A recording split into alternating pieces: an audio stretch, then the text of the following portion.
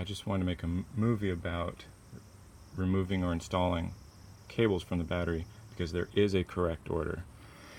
If you need a mnemonic, you can just remember positive stays on, and what that means is when you're removing the cables, remove the negative first and then the positive second. And if you're installing the cables, put the positive on first and then the negative. And if you're like me and you don't like memory hooks like that, positive stays on, the reason is because if they're both connected and I have my crescent wrench here and I'm wrenching on this guy and I tap it to the frame, no big deal, negative goes to the frame.